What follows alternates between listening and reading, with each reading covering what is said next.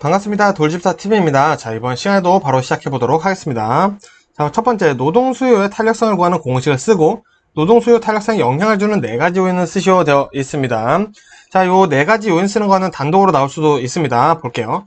자, 노동 수요 탄력성 공식은, 자, 노동 수요량 변화율을 임금 변화율로 나눠주는 거죠. 자, 근데 요것만 쓰면 되냐? 안 되겠죠? 자, 노동 수요량 변화율은 노동 수요량 변동분을 기존 노동 수요량으로 나눈 거고요. 임금 변화율은 임금 변동분을 기존 임금으로 나눈 것이다. 그래서 요거 우리 계산 문제 푸는데도 필요하니까 잘 외워두시면 되겠고요. 자, 그럼 노동 수요 탄력성 영향을 주는 4가지 요인 보겠습니다. 우리 상총노다 뭐라고 상총노다 라고 대답을 해준다는 거죠. 상은 상품에 대한 수요 탄력성입니다. 자, 노동 수요는 파생 수요이기 때문에 상품에 대한 수요 탄력성이 커지면 노동 수요 탄력성도 커진다는 거죠. 자, 근데 쓰시오기 때문에 이 상총 노동을 풀어서 써주시면 됩니다. 자, 그리고 총 생산비에서 노동 비용이 차지하는 비율, 이것만 써주시면 되겠죠? 노동 대체 가능성, 자, 다른 생산 요소로의 노동 대체 가능성이라고 써주시면 더 좋겠고요. 네 번째는 다른 생산 요소의 공급 탄력성이다 라고 해서 상총노다 4개 써주시면 간단합니다. 설명하시오 아니니까 굳이 설명 쓰실 필요 없습니다. 다음 보겠습니다. 한국 표준 산업 분류에서 산업 결정 방법과 산업 분류의 적용 원칙을 쓰시오 되어 있습니다. 자, 요 산업 결정 방법은 단독으로 출제될 수 있겠죠. 저 시험 볼 때 문제 이거 나왔었던 것 같은데 보겠습니다. 자, 우리 생계휴라고 외우셨었죠. 자, 생산 단위의 산업 활동은 그 생산 단위가 수행하는 주된 산업 활동의 종류에 따라 결정된다. 그리고 계절에 따라 정기적으로 산업을 달리하는 사업체의 경우에는 조사 시점에 경영하는 사업과는 관계없이 조사 대상 기간 중 산출액이 가장 높았던 활동에 의해 분류한다. 자, 요 내용만 써주시면 되겠죠. 자, 계절에 따라 정기적으로 산업을 달리하면은 조사 대상 기간 중 산출액이 가장 높았던 활동에 의해 분류한다. 이렇게만 써주셔도 됩니다. 자, 그리고 세 번째 휴죠. 휴업 또는 자산을 청산 중인 사업체의 산업은 영업 중 또는 청산을 시작하기 전에 산업 활동에 의해 결정하며 추가로 설립 중인 사업체는 개시하는 산업 활동에 따라 결정한다. 라는 내용 우리 1차에서도 많이 나와서 눈으로 많이 익히셨을 건데 또 많이 써보셔야겠죠, 이제. 자, 그러면 산업 분류의 적용 원칙 보겠습니다. 생복산이죠. 자, 생산 단위는 산출물뿐만 아니라 투입물과 생산 공정 등을 함께 고려하여 그들의 활동을 가장 정확하게 설명된 항목에 분류하여야 한다. 보시면 되고요. 자, 그리고 복합적인 활동 단위는 우선적으로 최상급 분류 단계를 결정하고 순차적으로 중, 소, 세세 분류 단계 항목을 결정하여야 한다. 자, 그리고 산이죠. 산업 활동이 결합되어 있는 경우에는 그 활동 단위의 주던 활동에 따라 분류하여야 한다. 라고 되어 있는데 눈으로 많이 봤지만 또 손으로 써서 외우시는 게 확실히 중요하겠죠. 자, 다음 보겠습니다. A 기업은 시간당 임금이 4,000원일 때 2만 시간의 노동을 필요로 한다.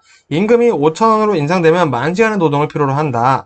자, B 기업은 임금이 시간당 6,000원일 때 30,000시간의 노동을 필요로 한다. 임금이 5,000원으로 인하되면 33,000시간의 노동으로 필요로 한다 라고 되어 있습니다. 자, 먼저 여기서 지금 2번, 3번 되어 있는데 1번 같은 경우에는 각 기업의 탄력성을 구하는 공식이 나와 있습니다. 자, 그래서 탄력성 간단하게 제가 말씀드리면은 자, A 기업 같은 경우에서는 지금 기존 2만 시간에서 10,000시간으로 필요로 하게 되죠. 그럼 10,000시간, 2만 빼기 만 했으니까 만 남죠? 자, 그럼 2분의 1이고요. 자, 2분의 1을 뭐랑 나눠주냐? 자, 임금 변동으로 나눠봐야겠죠? 자, 4,000원에서 5,000원 된 거니까 1,000원이고요. 자, 1,000원이고, 그리고 기존이 4,000원이니까, 자, 4,000원분의 1,000원이니까 4분의 1이죠? 자, 그래서 요거 곱하기로 바꿔서 1분의 4로 하면은, 자, A 기업은 임금 탄력성이 2가 나오죠? 자, 같은 방식으로 풀었을 때 B는 0.6이 나옵니다. 자, 그렇다면은, 타격 가능성, 임금 협상을 시도할 때 타격성이 높은 곳은 B 기업이겠죠? 왜? 더 비탄력적이기 때문이겠죠? 비탄력적이라고 한다면은 우리가 실업이 줄고 또 고용이 안정화될 수 있다라고 보기 때문이겠죠. 자, 그 이유를 그대로 써주시면 되겠죠. 노동조합의 교섭력은 노동 수요의 임금 탄력성이 비탄력적일수록 커진다. 요거 핵심이죠. 요거만 사실 써주셔도 돼요. 자, 추가로 보면은 노동 수요의 임금 탄력성이 비탄력적이면 임금의 변화에 따라 고용량 변화도 적기 때문에 실업이 감소하기 때문이다 라고 되어 있는데 첫 번째 줄 이거 꼭 써주시는 거 요거만 써주셔도 될 만큼 중요합니다. 자, 다음 보겠습니다. 직업상담의 과정 5단계 보겠습니다. 자, 이거 관진목 개평 해서 외워주시면 되고요. 자, 쓰시오니까 설명 쓸 필요 없죠? 관계 형성 및 구조화, 진단 및 형성, 목표 설정, 개입, 평가 이렇게 해서 관진목 개평이다 라고만 써주시면 되겠습니다. 자, 다음 볼게요. 직업상담을 위한 심리검사 선정 시 고려사항 4가지를 쓰시오.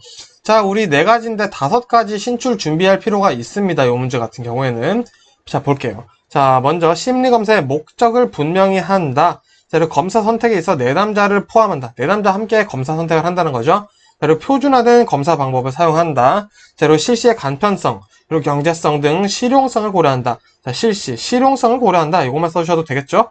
자, 그리고 내담자의 문제점을 정확히 파악 후 실시 여부를 결정한다. 라는 요 5가지 내용 들어갈 수도 있다라는 거 알아두시고요. 뭐 4가지 쓰는 거지만 5가지 외워서 신출 준비했으면 좋겠습니다.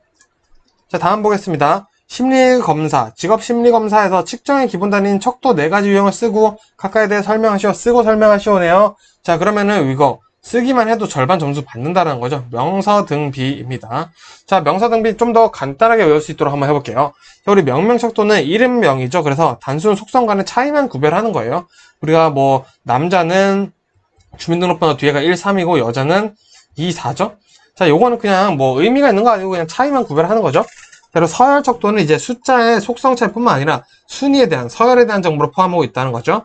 자, 등간척도는 명명척도 플러스 서열척도의 특징 가지고 그 크기의 정도를 파악할 수 있다. 써주시면 되고요. 자, 비율척도는 서열, 등간 정보와 절대 0점을 가진다는 단어 써주시면 좋고요. 비율에 대한 정보도 포함하고 있다. 라고 해서 쭉쭉 업그레이드 되고 있다라는 느낌으로 외워주시면 될 것 같습니다.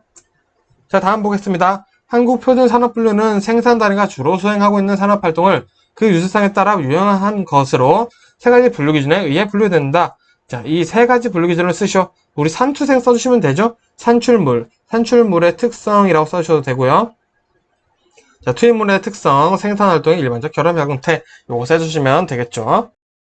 자, 다음 보겠습니다. 한국표준산업분류에서 포괄적 업무에 대한 직업 분류 원칙에 각각에 대해서 설명하고 예시를 쓰시오 되어 있습니다. 우리 1차 때 많이 봤었죠? 주체생이죠? 자, 보겠습니다. 주된 직무 원칙이죠? 간단하게 볼게요. 상이한 2개 이상의 직무를 수행하는 경우 직무 내용을 비교 평가하여 상관성이 많은 항목으로 분류한다. 자, 요 내용만큼 꼭 써주셔야 됩니다. 제가 많이 요약을 한 거예요.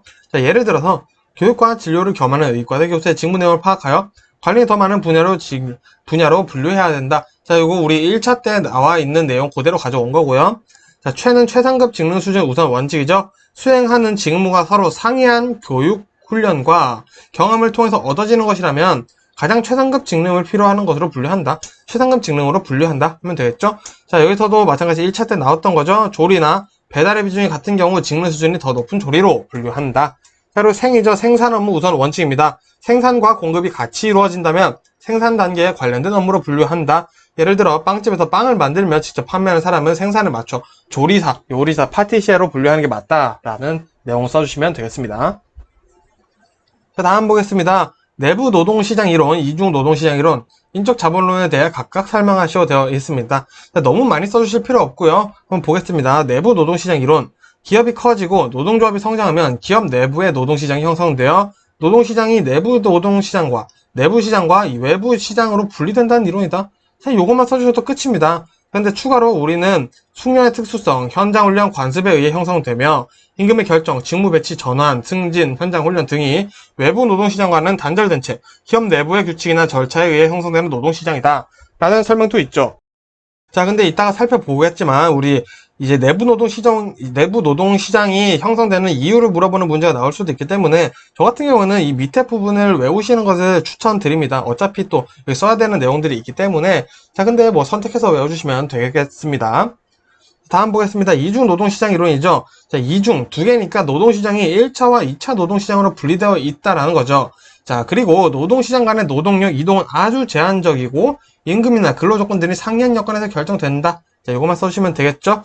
자, 그래서 1차 노동시장은 내부 노동시장에 의해 주로 형성되어 높은 임금이나 좋은 근로조건, 고용의 안정성, 승진 기회가 보장되며 경량에 따른 지위 향상이 이루어지는 반면에 2차 노동시장은 낮은 임금, 열악한 근로조건 등 1차와는 반대되는 모습을 보인다 라고 되어 있습니다. 자, 요거 근데 제가 써드린 내용 다 외워주신 게 좋은 게 뭐냐면은 자, 이중 노동시장에서 1차 노동시장의 특징을 쓰시오라는 문제가 나옵니다. 자, 그래서 높은 임금, 좋은 근로조건, 고용의 안정성, 승진 기회 보장, 경력에 따른 지위 향상 요 5가지 지금 같이 외워두시도록 하겠습니다. 자, 여기 있는 내용은 결국 다 외워야겠죠.